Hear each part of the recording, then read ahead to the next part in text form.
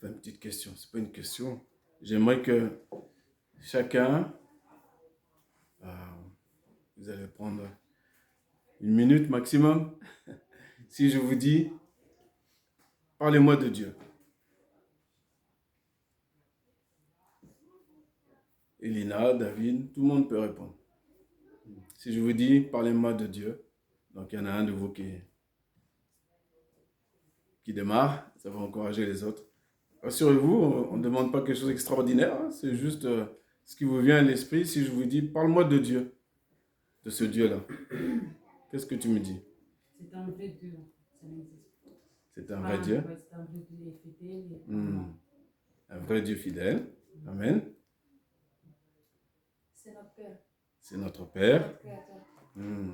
Père créateur, Dieu fidèle, un vrai Dieu, certifié.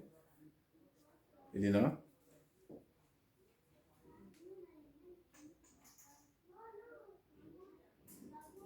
Allô?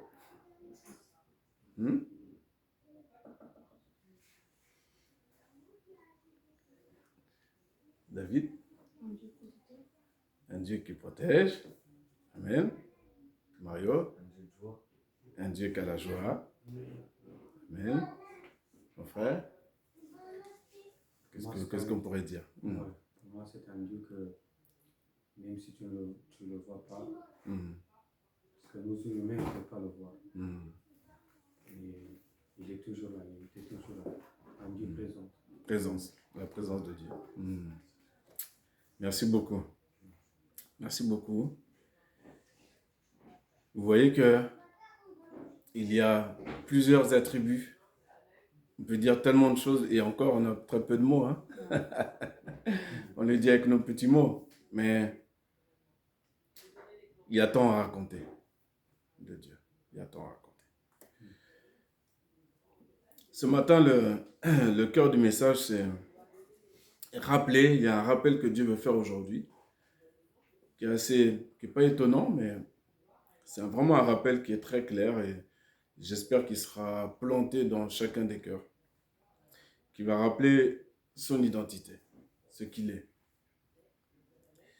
Et ce que Dieu est, il est la joie, on a parlé de joie, il est vrai, il est protecteur, il est présent, il est aussi notre Père. Et il est aussi amour. Et c'est ça, ce matin, ce que Dieu veut rappeler. C'est qu'il est amour. Et de cet amour-là, on va me dire, mais oui, je sais bien qu'il est amour. Mais on va voir, normalement, qu'est-ce que ça doit produire en nous, cet amour-là. Alors, je vous invite à prendre... Je vais faire une petite introduction dans Actes au chapitre 5. L'introduction du message. Parce que c'est vrai qu'on vient au Seigneur, eh bien, il se passe des miracles dans notre vie, il se passe de bonnes choses, des bénédictions. Et on va voir ça dans Acte 5, les premiers temps de l'Église. Les chrétiens sont assemblés, chacun ne dit pas que telle possession lui appartient, tout est à tout le monde. Il y a vraiment un amour fraternel qui est une conscience en fait que oui, c'est vrai que tout est à moi et moi je suis à Christ. Et donc personne dit c'est mon cheval, mon âne, mon champ, mon petit vase. Non. Tout le monde a une conscience que en fait tout est à eux. Ils ont tout en commun, tout est à eux. Il n'y a pas de... Parce qu'ils savent que de toute façon, ça peut partir en un clin d'œil. Donc il n'y a pas véritablement de titre de propriété. Même si, et je n'ai rien contre ceux qui achètent des maisons, il n'y a pas de souci. Mais on achète une maison, en fait, c'est la banque qui est propriétaire. Elle est propriétaire, la banque, pendant 25 ans ou 30 ans que tu as pris le crédit. Mais c'est elle qui est propriétaire. Cependant, dans notre état d'esprit, nous devons comprendre que nous possédons toutes choses. Et en Jésus-Christ, nous avons toutes choses. Ce n'est pas parce que je vais acheter une maison que je vais croire que cette maison-là, elle est à moi. Vous avez vu, que ce soit à Valence, que ce soit à Mayotte dernièrement, avec les ouragans, ou dans d'autres endroits. Il suffit d'un clin d'œil pour que ce qu'on appelle notre propriété, notre bien, disparaisse. Donc, nous avons une notion de la propriété qui est différente. Et là, les apôtres aussi, c'était pareil. Ils avaient vraiment une notion très différente. Et en fait, ce qui faisait qu'ils agissaient de la sorte, c'est qu'ils étaient remplis de l'esprit et remplis de l'amour de Dieu, tout simplement. Voilà. Parce que si j'ai l'amour de Dieu et que mon frère vient chez moi et qu'il a besoin d'un kilo de farine ou 10 euros ou un manteau ou je ne sais quoi, comment je peux lui refuser si je dis que j'ai l'amour? Alors, on va lire à partir du verset 12. On va lire un petit peu les aventures des apôtres, quelques aventures. À partir du verset 12, donc la Bible nous dit ceci. Beaucoup de miracles et de prodiges se faisaient parmi le peuple, par les mains des apôtres. Et ils étaient tous d'un commun accord au portique de Salomon. Mais d'entre les autres, nul n'osait se joindre à eux. Mais le peuple les louait hautement. Et des croyants d'autant plus nombreux se joignaient au Seigneur, une multitude, tant d'hommes que de femmes. De sorte qu'on apportait les infirmes dehors dans les rues et qu'on les mettait sur de petits lits et des couchettes afin que quand Pierre viendrait au moins, son ombre passât sur quelqu'un d'eux. Et la multitude aussi des villes d'alentour s'assemblait à Jérusalem, apportant les infirmes et ceux qui étaient tourmentés par les esprits immondes. Et ils étaient tous guéris. Merveilleux. Ils étaient tous guéris. Et le souverain sacrificateur se leva, lui et tous ceux qui étaient avec lui, à savoir la secte des Sadducéens, et ils furent remplis de jalousie. Vous savez, le religieux est très jaloux. Celui qui ne connaît pas Dieu, il est jaloux. Et celui qui est rempli de l'amour de Dieu, si quelqu'un réussit, il est content. Il est content. Si toi, tu as ton frère qui réussit, mais tu es content, tu dois avoir une conscience que c'est toi qui réussis. Quand nos jeunes vont passer les examens à l'école et qu'ils vont réussir, on a la joie, parce que c'est comme si c'est nous qui réussissons. C'est ça qu'il faut savoir. Bon, ils sont jaloux. Alors, au verset 18, ils disent quoi? Ils disent qu'ils ont mis les mains sur les apôtres et les jetèrent dans la prison publique. Mais un ange du Seigneur ouvrit de nuit les portes de la prison et les conduisit dehors et dit, « Allez, et vous tenant dans le temple, annoncez au peuple toutes les paroles de cette vie. » Magnifique. Il n'y a rien qui peut arrêter la parole de Dieu. Je vous ai dit de demeurer à Jérusalem jusqu'à temps que je vous envoie la puissance. Ils ont obéi, les apôtres ont obéi, ils ont reçu la puissance du Saint-Esprit. Une fois qu'ils ont reçu cette puissance-là, ils ont opéré puissamment au sein du peuple. Des miracles, des prodiges, etc. Donc la vie est belle, la vie est bonne, mais la vie en Jésus peut amener des jalousies. Il y a des gens qui sont et qui seront jaloux de toi. Et tu ne seras peut-être pas mis en prison de manière concrète, mais tu peux ressentir comme, si c'est tes collègues de travail par exemple, tu peux ressentir comme une gêne. Quand tu es en prison, ce n'est pas confortable. Et quand tu es en face des gens jaloux, ce n'est pas confortable aussi. C'est très différent que quand tu es à côté de quelqu'un qui t'aime. C'est très différent. Et la vie avec le Seigneur t'amène de bonnes choses, des bénédictions. Mais ça peut t'amener aussi des épreuves. Et là, la prison pour les apôtres, c'est une épreuve. C'est une épreuve. Ils auraient pu dire au Seigneur, bon, nous on a obéi, Jésus nous a dit de rester à Jérusalem, entre nous, pour prier. On l'a fait, on a obéi. Maintenant, on veut qu'une vie de bénédiction. On a fait le miracle, c'est bien. Et puis, maintenant, on se retrouve en prison. Il y a quelque chose qui ne va pas.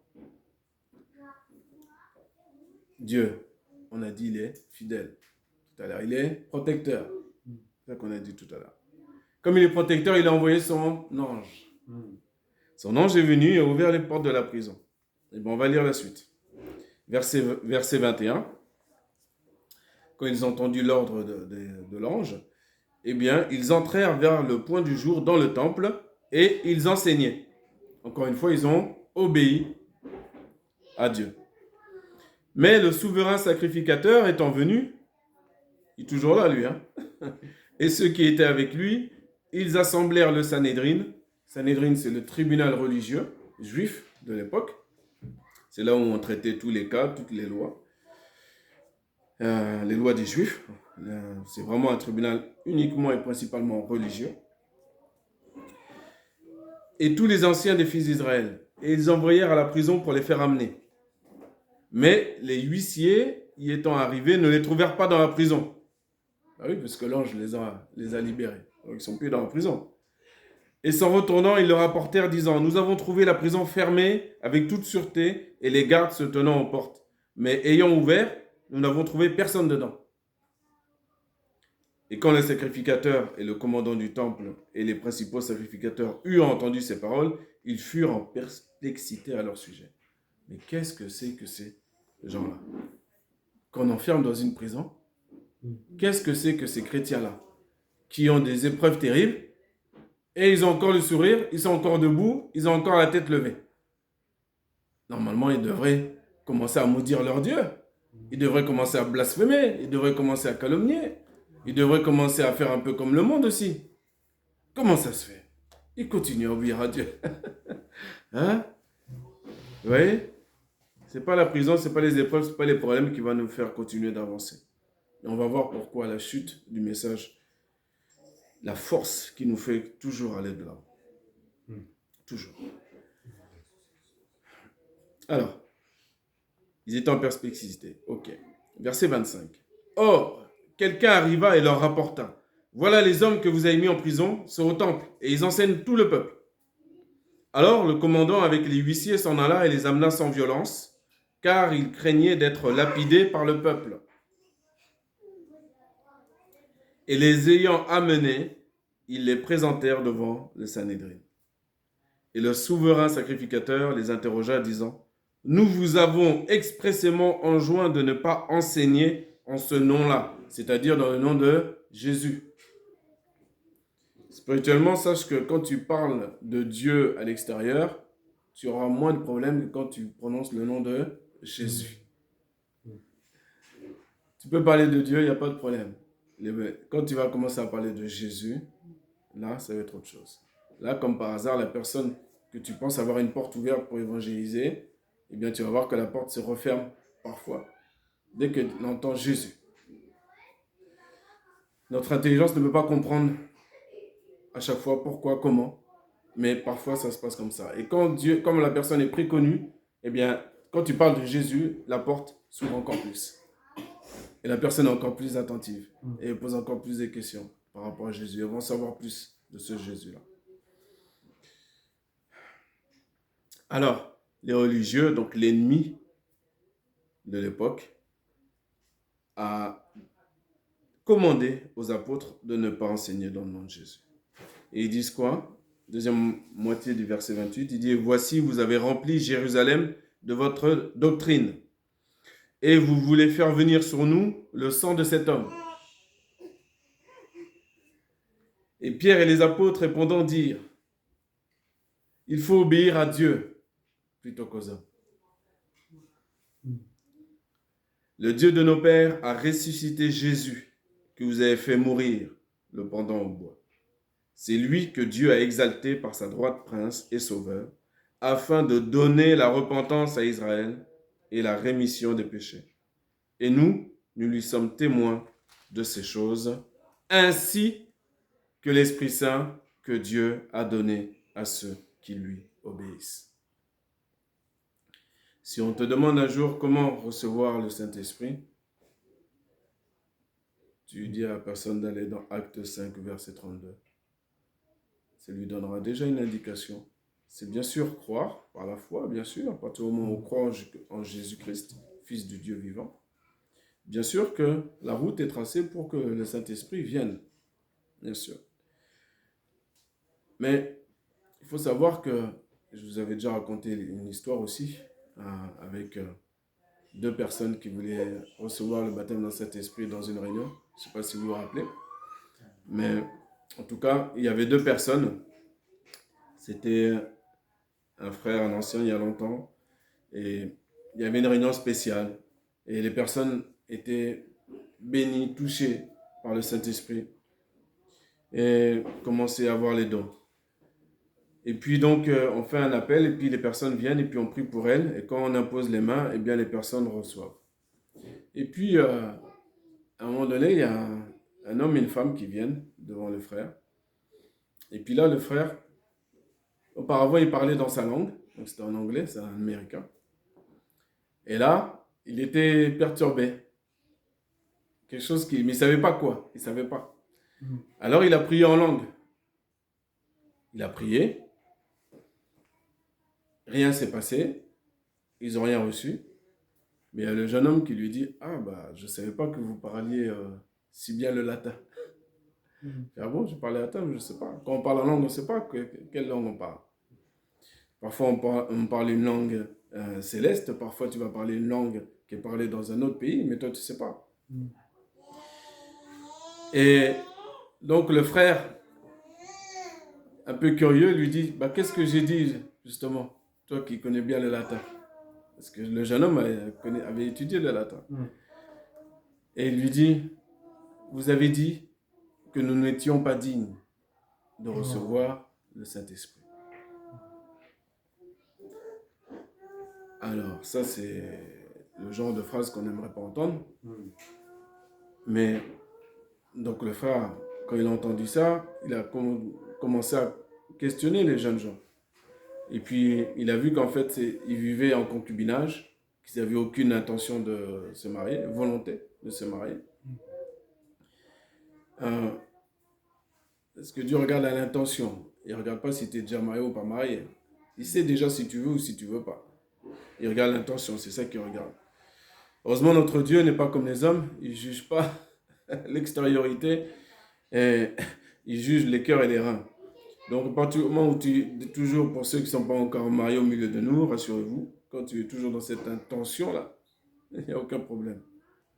Mais ces deux-là, eux, ce n'était pas du tout leur projet. Pas du tout. Et ils étaient là comme s'ils venaient à Disneyland ou ils ont vu la lumière, ils sont rentrés dans la salle ou je ne sais quoi. Et ils ont cru que c'était... Vous savez, parfois on ne s'en rend pas compte en fait que les choses de Dieu, c'est sérieux. C'est pas on vient prendre un petit bain de bien-être le dimanche pour la semaine et puis ça y est. Non, non, non, c'est sérieux. Dieu est très sérieux. On parlait de la présence tout à l'heure. La présence de Dieu. Dieu est présent. Dieu est présent. Oui. Et donc, ils n'ont pas, je ne sais pas après la suite de l'histoire, ils peuvent encore se repentir et recevoir, bien sûr. À partir du moment où tu as l'intention d'obéir à Dieu. Ainsi que l'Esprit Saint que Dieu a donné à ceux qui lui obéissent. C'est aussi simple que ça. Aussi simple que ça.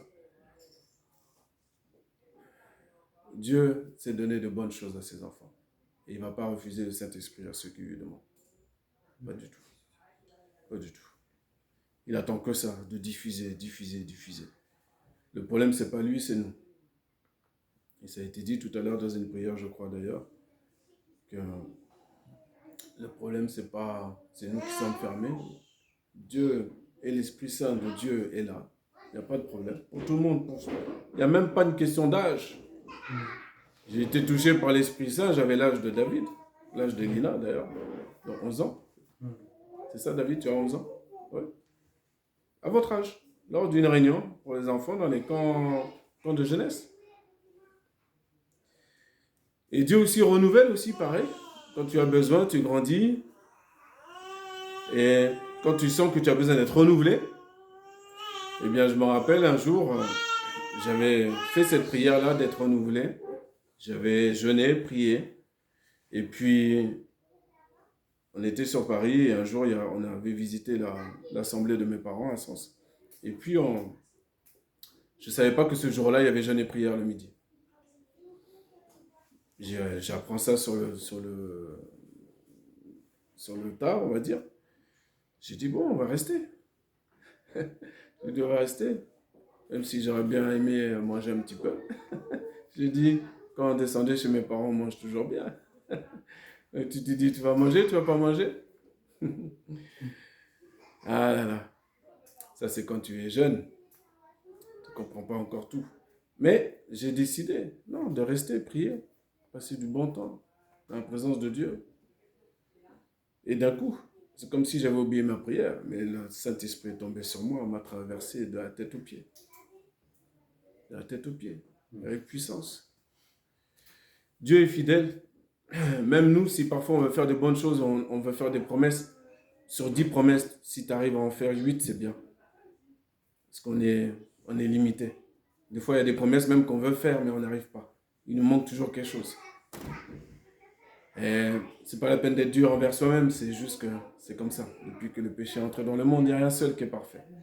Il y en a un seul. Donc voilà la petite anecdote par rapport au Saint-Esprit. Mais ce que vous avez vu par rapport aux apôtres, c'est que oui, ils se sont donnés au Seigneur. Oui, ils ont obéi à Jésus. Oui, ils ont donc été bénis. Et donc, et on peut s'attendre à avoir la vie tranquille? Non. Tu vas avoir des problématiques. Tous ceux qui veulent vivre pieusement en Jésus-Christ seront persécutés, dit le Seigneur. Eh bien, ils ont eu leur persécution, mais ils ont eu leur délivrance. Car Dieu est un Dieu protecteur. Maintenant, pourquoi? Comment se fait-il? C'est là qu'on vient à la chute et à la finalité du message du jour, qui concerne l'identité de Dieu. Je vous invite d'aller dans la première épître aux Corinthiens.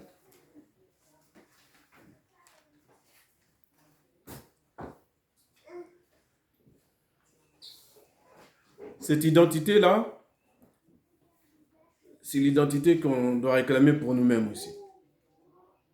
C'est très important. On va avoir un peu le vertige. Vous connaissez déjà le passage qui est au chapitre 13 de la première épître aux Corinthiens, qui parle de l'amour.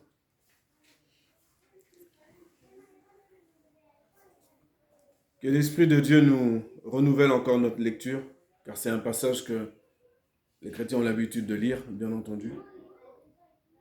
C'est un passage qui ne nous est pas étranger. Mais encore une fois, que le Seigneur nous le fasse lire, et nous le fasse comprendre de manière encore nouvelle. Et que ces paroles soient gravées dans notre esprit et sur nos cœurs.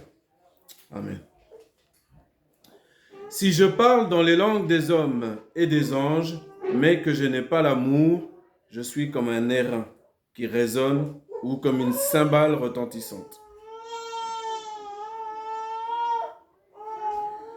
Et si j'ai la prophétie et que je connaisse tous les mystères et toute connaissance et que j'ai toute la foi de manière à transporter des montagnes, mais que je n'ai pas l'amour, je ne suis rien. Bon, est-ce qu'on se rend compte? Parce que c'est quand même important d'avoir la foi. La foi qui déplace les montagnes, c'est magnifique. C'est quand même une bonne chose. Mais si je n'ai pas l'amour, je suis rien. Et quand je distribuerai en aliment tous mes biens et que je livrerai mon corps afin que je ne fusse brûlé, mais que je n'ai pas l'amour, cela ne me profite de rien. Il ne faut pas que je fasse le bien en fonction de ce que je vais recevoir. Je fais le bien parce que c'est mon identité. Dieu a envoyé son ange pour libérer les apôtres parce que c'est son identité. C'est ce qu'il est. Il est protecteur. Donc il fait. Il est, donc il fait. Verset 4. L'amour use de longanimité. Alors là, on va commencer à avoir le vertige. Là. Longanimité, c'est la très grande patience. Il est plein de bonté. L'amour n'est pas envieux. Je vous en supplie, je redirai toujours encore une fois. N'enviez jamais personne, ni quelqu'un, ni ce qu'il possède, ni ce qu'il... N'enviez pas. N'enviez rien. Vraiment. Surtout dans les biens matériels, je suis accoutumé avec mon travail à rencontrer des personnes qui ont beaucoup d'argent. Et certaines sont complètement vides.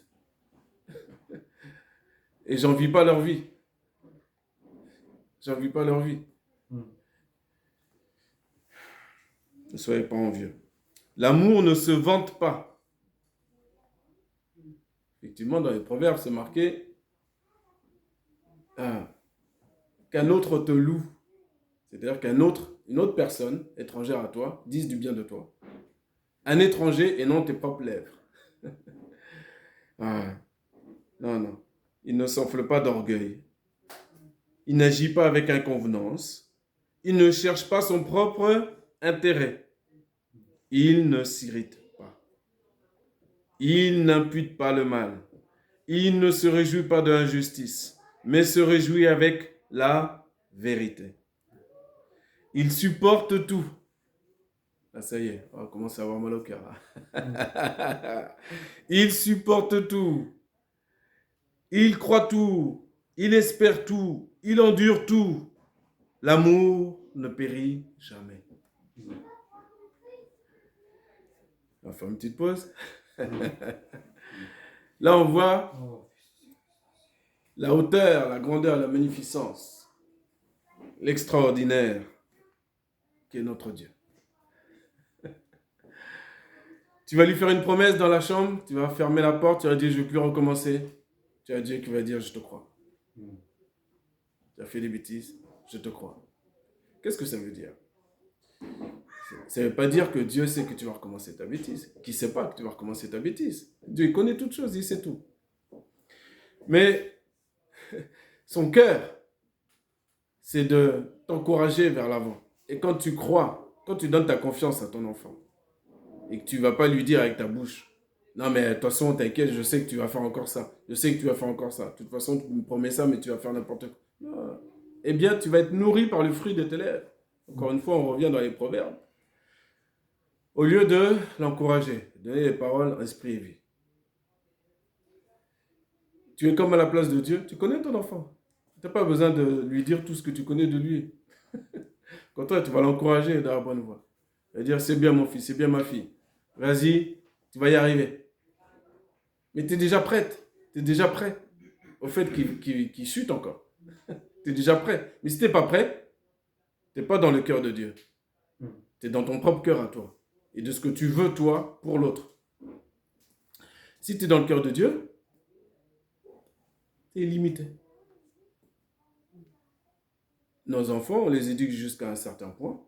Après, ils sont responsables. Ils sont responsables de leurs propres actes, de leur propre vie. Nous, on est là. S'ils ont besoin, on est toujours là. Pas de problème. Mais ils vont vivre, ils vont avoir leur propre chemin, leurs propres épreuves.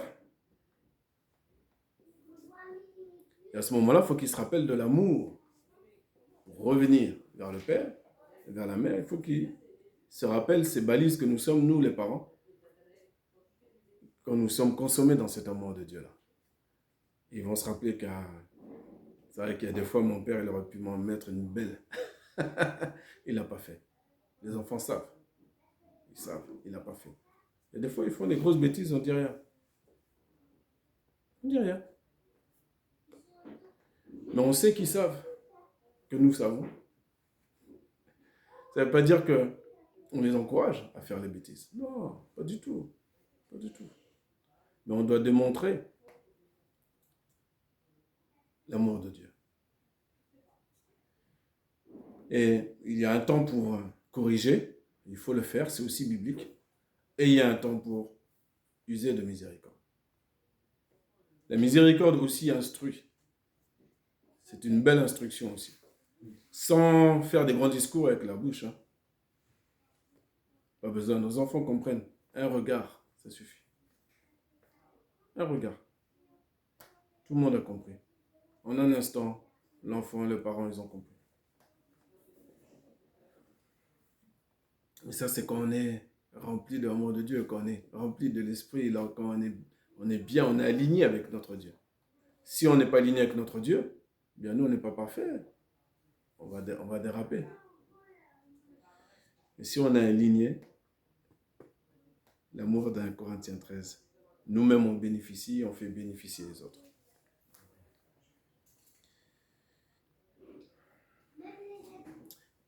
verset 8, là, il poursuit, il dit, « Or, est-ce qu'il y aura des prophéties? Elles auront leur fin. Y a-t-il des langues? Elles cesseront. Y a-t-il de la connaissance? Elle aura sa fin. Car nous connaissons en partie, nous prophétisons en partie, mais quand ce qui est parfait sera venu, ce qui est en partie aura sa fin. » Alors, soyons intelligents et allons droit au but, directement à ce qui est illimité, à ce qui n'a pas de fin. Soyons concentrés là-dessus. Ça ne veut pas dire que je ne vais jamais prophétiser, je ne vais jamais m'instruire, augmenter ma connaissance. Il n'y a pas de problème. Mais je dois me rappeler que ça, si je n'ai pas l'amour, je préfère avoir juste l'amour de Dieu rempli 100%, et ne pas prophétiser, ne pas parler en langue, et ne pas faire des miracles et des prodiges. Eh oui. Eh oui. Mais si Dieu le veut, on fera les deux. Amen. On fera les deux Amen. pour sa gloire. Amen. On continue. La chute nous parle de la maturité. Dieu nous a donné une année de plus à vivre. On va fêter bientôt cette année-là. Cette année-là, quand il nous donne des années de plus à vivre, quand il nous fait miséricorde alors qu'il devrait nous châtier, c'est pour qu'on avance vers la maturité. Et un homme, une femme, disciple de Christ, ami de Christ, c'est quelqu'un qui va arriver à maturité. Et cette maturité se voit comment? Eh bien, on va lire la définition. C'est limpide, c'est clair. Verset 11. Quand j'étais enfant, je parlais comme un enfant. Je pensais comme un enfant. Je raisonnais comme un enfant. Quand je suis devenu homme, j'en ai fini avec ce qui était de l'enfant. Amen. Dieu est en train de nous dire que la maturité, c'est pas que tu vois un frère avec plein de charisme derrière un micro, te donner des sensations, de l'émotion, ceci, cela. Même s'il parle bien de Jésus, c'est pas souci. Mais c'est pas ça qui se définit qu'il est mature. Il peut ressusciter même à mort. C'est pas ça qui définit qu'il est mature. Pas du tout. Il peut prophétiser en vérité sur ta propre vie. C'est un don qui lui a été donné. Ça ne veut pas dire que lui, son identité, son entièreté est mature. Pas du tout. Celui qui est mature, il est donc plein de patience, plein de bonté, plein d'amour. Il ne cherche pas son propre intérêt. Il ne s'irrite pas. Il n'impute pas le mal. Il ne se réjouit pas de l'injustice. Je dirais même, si ton ennemi tombe au travail, si vous avez des personnes qui vous font du mal, ou des connaissances, et que vous avez prié pour que Dieu vous délivre de cet emprisonnement-là, on va dire, et que Dieu vous délivre, et que la personne a des problèmes, ne te réjouis pas. Très important, ça. Ne jamais se réjouir. Non. Réjouis-toi que Dieu a entendu ta prière, mais ne te réjouis pas du malheur de l'autre. Jamais. Jamais. On se réjouit avec la vérité. Et c'est ce stade-là vers lequel il faut avancer sur 2025 avec l'aide de Dieu. C'est de supporter tout, de croire tout, d'espérer tout, d'endurer tout. Là, c'est le haut niveau. Là, on est au haut niveau de la maturité. En Christ, la maturité de Dieu. On peut avoir la maturité dans les études, on peut atteindre un certain niveau d'études, on peut atteindre un certain niveau en cuisine, en mécanique, en sciences naturelles, tout ce que tu veux.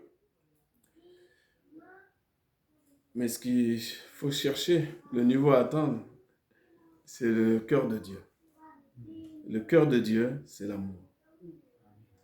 Et c'est ça ce que Dieu veut te rappeler ce matin. Il rappelle parce qu'il l'a déjà fait. Il t'aime. Il t'aime il t'aime tellement que tu ne peux même pas imaginer. À cause de cet amour-là, tu dois être rempli de confiance, de calme et de paix et d'assurance. On te met en prison, comme les apôtres. Ah, mettez-moi en prison, on y va. Mon Dieu va me sortir de là. Mon Dieu va me sortir de là. Bon, mon voisin, il me crève un pneu. Bon, crève un pneu. Ah, il aurait pu crever deux. Bon, que Dieu le bénisse. Je vais chercher le numéro, je vais voir comment je peux changer la roue. Bon. Les chrétiens sont persécutés dans le monde. Tu allumes ta télé, tu vois les infos. Tu vois les méchants, tu vois ceci, tu vois cela. Bon, tu connais la fin de l'histoire. Prions pour les méchants. Parce que leur fin est terrible. La fin de nos frères et sœurs qui sont tués par les méchants ou qui sont persécutés, c'est la gloire. Tout est écrit dans l'Apocalypse. Et le sang qui a coulé, le sang des innocents qui a coulé, Jésus va s'en occuper quand il va revenir. Et là, ils ne vont pas voir un petit Jésus, comme ils disent, ils aiment se moquer, petit Jésus dans la crèche. Là ils vont voir quelqu'un d'autre. Ils vont voir qu'il n'y a rien de petit là.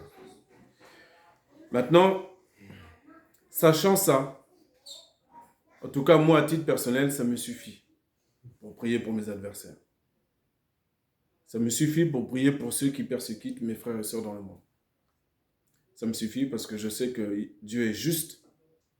Ça, c'est encore aussi une autre identité qui le concerne. Il est juste. Donc, il connaît même le nombre, la Bible nous dit le nombre de nos cheveux. Il est juste au millimètre près. Et il ne va rien oublier. Il va donner la récompense aux méchants dans ce monde-là ou dans le monde à venir. Il ne va rien oublier. Ça, c'est très clair. C'est très clair. Ce que Dieu nous demande, il nous dit ce matin, il nous rappelle combien il est amour, combien il nous aime. Il nous enjoint à faire de même, à relire encore 1 Corinthiens 13 et à se rendre compte que parfois on n'y est pas. Donc, allez, je vous encourage, mes enfants, à rester dans ce 1 Corinthiens 13 là. Et par la suite, soyez attentifs à tout ce qui est juste. Ce que je dis, ce que je fais, est-ce que c'est juste? Voilà. Restez vraiment dans la justice. Même dans la pire des épreuves, la manière dont il a répondu à Job, vous voyez, et Job, je peux vous dire qu'on ne lui arrive pas à la plante des pieds, vous et moi. Mais malgré les plaintes de Job, il a bien fait attention à ne pas blasphémer son Dieu. Il a fait attention. Donc nous aussi, quel que soit, qu'est-ce qui nous arrive, peu importe les épreuves de notre vie, qu'on se rappelle bien que Dieu est amour, Dieu nous aime. Et Dieu nous encourage, s'il nous aime, à ce qu'on puisse s'aimer les uns les autres aussi. Comme Jésus a dit à ses disciples avant de partir, il a dit, je vais vous donner un commandement nouveau. Il n'a pas dit, je vais vous donner une nouvelle prophétie, une nouvelle puissance particulière, une nouvelle... Non, non, non, non. Aimez-vous les uns les autres. Soyez un. Comme moi et le Père, nous sommes un. Et avec ça, on peut aller loin, très loin. Très, très loin. Pourquoi? Parce que l'amour ne périra jamais. On peut créer une petite église avec des personnes qui ont plein de dons. Ça prophétise toutes les 5 secondes. Prophétie là, langue là, interprétation, clac, clac, clac, plein de choses. S'il n'y a pas l'amour, tu attends un petit peu. 6 mois, 12 mois, 18 mois. Ça va éclater. Ce sera la compétition de dons. Parce que les gens n'auront pas compris, n'auront pas saisi le cœur de Dieu. Que Dieu nous aide. Que Dieu nous aide vraiment à aller toujours plus loin dans cette nouvelle année qui s'approche. Et s'il nous rappelle vraiment cette notion-là de l'amour, là, c'est que nous en avons besoin à titre individuel, mais que d'autres qui vont venir aussi en auront besoin. C'est à cela que nous verrons que nous sommes enfants de Dieu, dit la parole. Si on a de l'amour les uns pour les autres. Et quand tu as un étranger qui vient et qui rentre, qui voit ça, l'amour naturel des frères sont ensemble. Il fait waouh. Ah ouais, là je suis bien chez Dieu. Je suis bien chez Dieu.